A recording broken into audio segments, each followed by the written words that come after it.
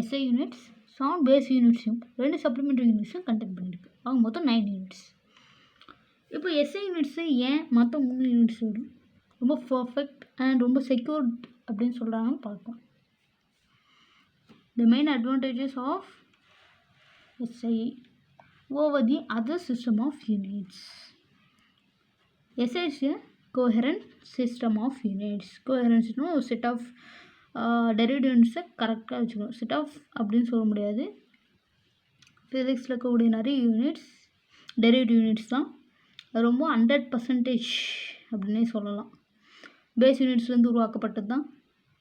That is coherent system. Okay, ஒரு set of derivative யூனிட்ஸை particular குவான்டிட்டிக்கு நம்மளால் சொல்ல முடியும். கோஹெரண்ட் சிஸ்டம் வந்து ஒரு set of derivative units by product of base units. அதை கனெக்ட் பண்ணும் ஆஸ் வெல் அதை ஃபுல்லாக அதை மட்டும்தான் கண்டெயின் பண்ணியிருக்கும். ஓகே, அதுதான் கோஹெரண்ட் சிஸ்டம். எஸ்ஐ யூனிட்ஸில் பார்த்தீங்கன்னா நீங்கள் ஒரு டாப்பிக்கு சூஸ் பண்ணிங்கன்னா அது சம்மந்தப்பட்ட டெரிவேட்டிவ் யூனிட்ஸ் அதுக்கான ஃபார்முலாஸ் எல்லாம் அப்படியே கரெக்டாக வரும். That is SI unit. Okay, SI யூனிட்டில் தான் இப்படி ஒரு சிஸ்டம் இருக்குது. பர்டிகுலர் திங் எடுத்துக்கிட்டோம் அது சம்மந்தப்பட்ட யூனிட்ஸ் தாங்க அப்படின்னா அது கரெக்டாக தந்துடும். That is coherent system. It is a rational system. Rational system வந்து ஒரு பர்டிகுலர் விஷயத்தை கரெக்டாக சொல்கிறது 100% பர்ஃபெக்டாக சொல்லும். ரேஷ்னல் வந்து இப்போ லென்த் எடுத்திங்கன்னா மீட்டர் அப்படின்ட்டு கரெக்டாக இருக்கும். இதே இதுக்கு முன்னாடி ஒவ்வொரு கண்ட்ரிலும் ஒவ்வொரு மாதிரி யூஸ் பண்ணாங்க. நானே உங்களுக்கு சொன்னேன் ஃபுட்டுடைய ஒரு ஸ்டோரி. அந்த கிங்ஸுடைய அவங்களோட ஃபுட்டுடைய 12 இன்ச் தான் எடுத்துப்பாங்க. இதே அவங்க பசங்க யாராவது கிங் ஆகிட்டாங்க அப்படின்னா அவங்களோட கால் சப்போஸ் சின்னதாக தான் அது 12 இன்ச்சு 10 இன்ச் 5 இன்ச் இவ்வளோ 8 இன்ச் 5 இன்ச் அது போல் சின்னதாக கூட மாறிப்போம். ஸோ அது போல் ஒவ்வொன்றும் வேரி ஆகிட்டே இருக்கும். பட் அது போல் வேரி ஆகாமல் ரேஷ்னலாக லென்த்னா மீட்டர் அப்படின்னு சொல்லி ஒரே ஒரு குவான்டிட்டிக்கு அதுக்கான பர்டிகுலர் யூனிட்டு கரெக்டாக டிஃபைன் பண்ணி சொல்லும். ஒரு ஃபோக்கஸ்டாக இருக்கும். அதுதான் ரேஷ்னல். ரேஷ்னல் அப்படின்றது ஒரு பர்டிகுலர் திங்கை மீன் பண்ணி கரெக்டாக சொல்ல தான் ரேஷ்னல். இல்லைன்னா அப்சல்யூட்ன்றது மற்ற எந்த ஒரு குவான்டிட்டியும் டிஸ்டர்பன்ஸ் இல்லாமல் ஒரு குவான்டிட்டி இன்னொரு குவான்டிட்டி டிபெண்ட் பண்ணி இல்லாமல் தனியாக சொல்லணும். செப்பரேட்டடாக அதுக்கான யூனிக் ஃபீச்சர்ஸோடு சொல்கிறது தான் absolute system. Absolute system of units that is SI unit. SI unit is a metric system. Metric அப்படின்றது மெஷர்மெண்ட்ஸ்க்கான சிஸ்டம் தான் எஸ்ஐ சிஸ்டம். ஏன்னா நமக்கு மெஷர்மெண்ட் தானே தேவைப்படுது. அதுதான் மெட்ரிக் சிஸ்டம். மெட்ரிக் சிஸ்டம் வந்து மெஷர்மெண்ட்ஸ் அண்ட் லைக் எப்படி சொல்கிறது வெயிட்டை மெஷர் பண்ணுறது லென்த்தை மெஷர் பண்ணி சொல்கிறது தான் அந்த மெட்ரிக் அப்படின்னு ஒரு வார்த்தையை யூஸ் பண்ணாங்க. அதுவும் யூஸ் பண்ணது ஃப்ரெஞ்சில் யூஸ் பண்ணது தான் மெட்ரிக். ஃப்ரான்ஸில் தான் அது ஃபஸ்ட்டு சொல்கிறாங்க அந்த ஒரு வார்த்தையை. பட் மெட்ரிக் சிஸ்டம் தான் மெஷர்மெண்ட்ஸ் வேறு ஒன்றும் இல்லை. So it is A SI system is a metric system. Already measurement பண்ணி இதுக்கு இது கரெக்டாக இருக்கா அப்படின்னு செக் பண்ணி கொண்டு வரப்பட்ட யூனிட்ஸ் தான் matric system for all over the world. Okay, எல்லா வேர்ல்ட்லேயும் இருக்கக்கூடிய லென்த் இப்போது சொல்லுங்க ஒரு ஃபுட்னா 12 இன்ச் அப்படின்றது எல்லா கண்ட்ரிலுமே 12 இன்ச்சு தான். பட் ஆனால் ஃபுட் நம்ம ஏன் எடுத்துக்கலாம்னு உங்களுக்கே தெரியும். பட் மீட்டர்ன்றது உங்களுக்கே தெரியும். இப்போ சென்டிமீட்டர் எடுத்துக்கிட்டோம் அப்படின்னா like 100 centimetres like 1 metre. So அது எல்லா கண்ட்ரிலுமே சேம் தான். அண்ட் எல்லா கண்ட்ரிலுமே போய் மெஷர் பண்ணணும்னு அவசியம் இல்லை. ஒரு எல்லாம் மெஷர் பண்ணி கரெக்டாக சொல்லி எல்லா கண்ட்ரியும் நீங்கள் எங்கே போனாலும் அதே தான் அப்படின்றது போல தான் அந்த மெஷர்மெண்ட் இருக்கும். தட் இஸ் மெஷர்மெண்ட் பண்ணி கண்டுபிடிச்சி சொன்னது தான் மெட்ரிக் யூனிட்ஸ். அவ்வளோதான். That's all. நெக்ஸ்ட் பார்ட்டில் பார்க்கலாம். Until this is signing off from Biphonetian. Thank you. Keep studying. Backlogs பற்றி கவலைப்படாதீங்க. நீங்கள் ஃபோக்கஸ்டாக இருங்க. அண்ட் டெஸ்ட் வந்து தாங்க. டெஸ்ட் வந்து பண்ணி பாருங்கள். டெஸ்ட் பண்ணி பார்த்தா உங்களுக்கு கான்ஃபிடன்ஸ் பில்ட் ஆகும். அதே போல் டெஸ்ட் எழுதுறப்போ ஒரு வாட்டி ஃபிசிக்ஸ் கெமிஸ்ட்ரி பயாலஜி அது எந்த ஒரு சீக்வன்ஸோ அந்த சீக்வன்ஸ் வந்து நீங்கள் இப்போ இருந்தால் ப்ராக்டிஸ் பண்ணிவிடுங்க. எனக்கு பயாலஜி நல்லா வரணும் பயாலஜி ஃபஸ்ட் எடுங்க. கெமிஸ்ட்ரி வரணும் கெமிஸ்ட்ரி எடுத்துங்க. ஃபிசிக்ஸ் வரணும் ஃபிசிக்ஸ் எடுத்துங்க. ஃபிசிக்ஸ்க்கு அப்புறம் பயாலஜி ஆர் கெமிஸ்ட்ரி அப்படின்னா பயாலஜி பண்ணுங்கள் அப்புறம் கெமிஸ்ட்ரி அப்புறம் ஃபிசிக்ஸ். ஸோ அதுபோல் ஒவ்வொருத்தருக்கும் இருக்கக்கூடிய ஒவ்வொரு சீக்வன்ஸ்க்கு ஏற்ற மாதிரி ப்ராக்டிஸ் பண்ண ஸ்டார்ட் பண்ணுறேங்க. சில மாடல்ஸ் வாங்கி ப்ராக்டிஸ் பண்ணுங்கள். எம்டிஜி திஷா அப்படின்னு ஒரு சில நியூ மாடல்ஸ் இருக்குது. அப்புறம் 2024 அந்த சிலபஸ் டிபெண்ட் பண்ணியிருக்கு. அண்ட் 2025 கூட வந்திருக்கு.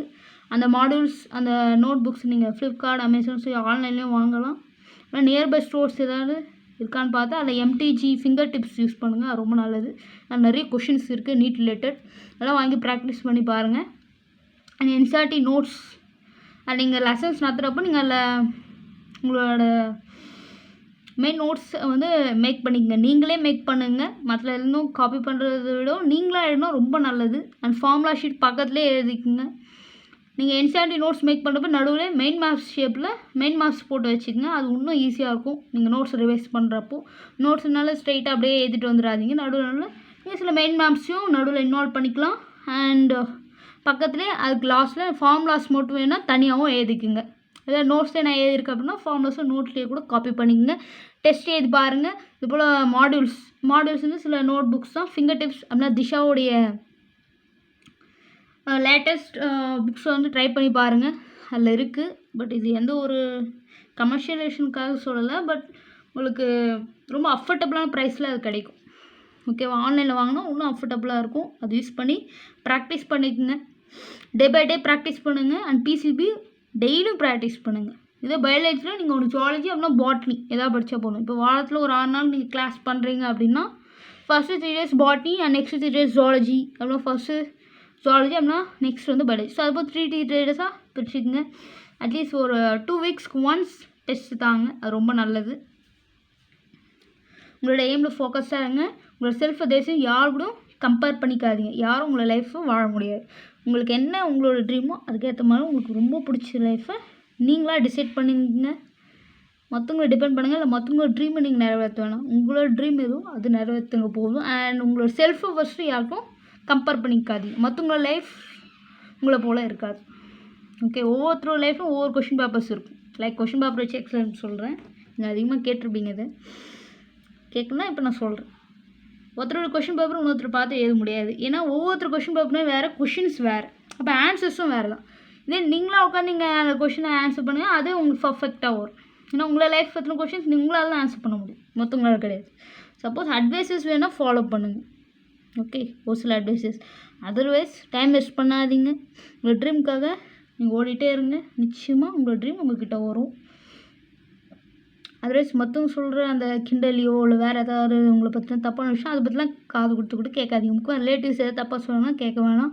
ட்ரீமுக்காக நீங்கள் கீப் ஃபார்வர்டிங். ஓகே? இப்போது கொஞ்சம் காலம்தான் இது. ஸோ இது மட்டும் தாண்டி வந்துட்டால் போதும். அதர்வைஸ் உங்களோட ட்ரீம் லைஃப் உங்கள்கிட்ட வந்துடும். So keep practising. டெஸ்ட் பற்றி பயப்படாதீங்க. ஃபஸ்ட்டு ப்ராக்டிஸ் பண்ணுங்கள். ஃபார்முலாஸ் ரிவைஸ் பண்ணிவிட்டு அப்புறம் டெஸ்ட் ஸ்டார்ட் பண்ணுங்கள். படிக்காமல் போய் டெஸ்ட் எழுத வேணாம். பட் அதுக்குன்னு டெஸ்ட் எழுதாமே இருக்க வேணாம். டெஸ்ட்டையும் தந்துருங்க. அப்போ தான் உங்களுக்கு என்ன தப்பாக இருக்குது இல்லை தப்பாக இல்லைன்னா ஓகே பர்ஃபெக்டாக இருக்கீங்கன்னா அது உங்களுக்கு கான்ஃபிடென்ஸை தரும். தப்பு பண்ணலைன்னா கான்ஃபிடென்ஸ் தரும். ஏதாவது நீங்கள் சப்போஸ் தப்பு பண்ணிருக்கீங்க அப்படின்னா அந்த ஒரு கான்செப்டை திருப்பி ரிவைஸ் பண்ணணுன்னு அர்த்தம். With ongoing class. ஓகே? ஒரு கிளாஸ் போயிட்டே இருக்குது, டெஸ்டிங் பண்ணியிருக்கீங்க அப்படின்னா அதில் ஏதாவது மிஸ்டேக் பண்ணால் அதையும் நீங்கள் சரி பண்ணிங்க. ப்ளஸ் ஆல்ரெடி ப்ரெசென்ட்டாக நடந்துக்கிற அந்த கிளாஸை கட் பண்ணாதீங்க. ஓகே? அண்ட்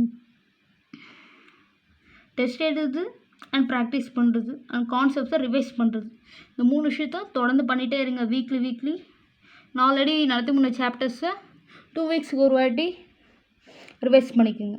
அட்லீஸ்ட் ஒரு மந்த்துக்கு ஒன்ஸ், 2 monthsக்கு ஒன்ஸ். ஒரு 5 சாப்டர் நாங்கள் 6 chapters முடிச்சிருக்கோம் அப்படின்னா 1 month அப்படின்னா 2 monthsக்கு ஒன்ஸ் அது நீங்கள் ரிவைஸ் பண்ணிங்க. எப்படியும் நீங்கள் டெஸ்ட் தந்துகிட்டே இருப்பீங்க. ஒன்ஸ் 3 இல்லை 4 months தாண்டிடுச்சு அப்படின்னா எல்லா சாப்டர்ஸும் நீங்கள் படித்து முடிச்சிருக்க எல்லா சாப்டர்ஸும் கொஷின்ஸ் ரெடி பண்ணி நீங்கள் டெஸ்ட் வச்சுக்கோங்க. சாப்டர் வைஸ் டெஸ்ட் ப்ளஸ் ஒரு 3 chapters முடிச்சுன்னா அந்த 3 chapters மிங்கிள் பண்ணி வைங்க. ஒவ்வொரு சாப்டர்ஸ் மட்டும் இல்லாமல் அந்த 3 இல்லை 4 chapters மிங்கிள் பண்ணி கொஷின்ஸ் ரெடி பண்ணி டெஸ்ட் பண்ணிக்கோங்க. ஓகே? ஆன்லைன் சோர்ஸஸ் கூட இருக்குது, நீங்கள் அதை கூட யூஸ் பண்ணலாம். அண்ட் அந்த ஆன்லைன் சோர்ஸில் சப்போஸ் அந்த கொஷின்ஸ்க்கான ஆன்சர்ஸ் எக்ஸ்ப்ளனேஷன் இருக்குன்னா அதையும் யூஸ் பண்ணிக்கோங்க. ஓகே? டெஸ்ட் எடுத்து நீங்கள் போட்ட மெத்தட்ஸ் கரெக்டாக இல்லை நம்ம கரெக்டாக பண்ணியிருக்கோமா அப்படின்னு செக் பண்ணிக்கலாம். அது ரொம்ப நல்லது. ஸோ ஆன்லைன் சோர்ஸஸ் யூஸ் பண்ணிக்கோங்க, நிறைய இருக்குது. And model question papers previous year கொஷின்ஸும் யூஸ் பண்ணிக்கோங்க. ப்ரீவியஸ் இயர்ஸ் கொஷின்ஸ் ஒரு அனலிட்டிக் ஸ்கில்ஸும் இருக்கும். ப்ளஸ் எந்தளவுக்கு அந்த சாப்டரில் வெயிட்டேஜ் இருக்குன்னு தெரியும். பட் இன்கேஸ் ஆஃப் ஃபிசிக்ஸில் பார்த்தீங்கன்னா அப்படி கிடையாது. எல்லா சாப்டர்ஸும் பார்த்தீங்கன்னா வெயிட்டேஜ் ஒரு பக்கம் இருந்தாலும் பட் எல்லா சாப்டர்ஸுமே கொஷின்ஸ் கேட்குறாங்க. ஓகே? ஸோ வெயிட்டேஜ் மட்டும் பார்க்காதீங்க, கான்செப்ட்ஸில் ஃபோக்கஸ் பண்ணுங்கள். ஒரு கான்செப்ட்டும் ஒன்றா நீங்கள் ரிவைஸ் பண்ணிங்க. ஒவ்வொரு கான்செப்டாக எடுத்து படிங்க. ஒரு சாப்டர்னால் இவ்வளோ இருக்குது அவ்வளோ இருக்குதுன்னு பார்க்க வேணாம். ஒவ்வொரு கான்செப்டாக கம்ப்ளீட் பண்ணிக்கிங்களா அல்லது கொஷின்ஸ் ப்ராக்டிஸ் பண்ணிக்கலாம் பாருங்கள். ஒவ்வொரு டாபிக் எடுத்துங்க, அதில் சம்மந்தப்பட்ட கொஷின்ஸை நீங்கள் ஆன்லைனில் கூட தேடி படிக்கலாம். டாபிக்ஸ் இல்லை நீட் சிலபஸ் வேணும் அப்படின்னா நீட்டுடைய வெப்சைட்டில் போட்டு நீங்கள் பார்க்கலாம். neet.exam.ac.in அந்த வெப்சைட்டில் போட்டிங்க அப்படின்னா உங்களுக்கு சிலபஸ் வரும். அந்த டாப்பிக்கில் அதுக்கு சம்மந்தப்பட்ட கிளாஸஸ் பாருங்கள். நம்ம சேனல்லே நம்ம அப்லோட் பண்ணுவோம். நீங்கள் அது சம்மந்தப்பட்ட கிளாஸஸ் பார்க்கலாம். ஆஸ் வெல் அஸ் கொஷின்ஸும் நான் உங்களுக்கு தரேன். நீங்கள் அந்த கொஷின்ஸ் ப்ராக்டிஸ் பண்ணி பார்த்தீங்கன்னா அதுவே நீட்டுக்கு enough. Okay, thank you. Keep studying. Bye. Thank you very much.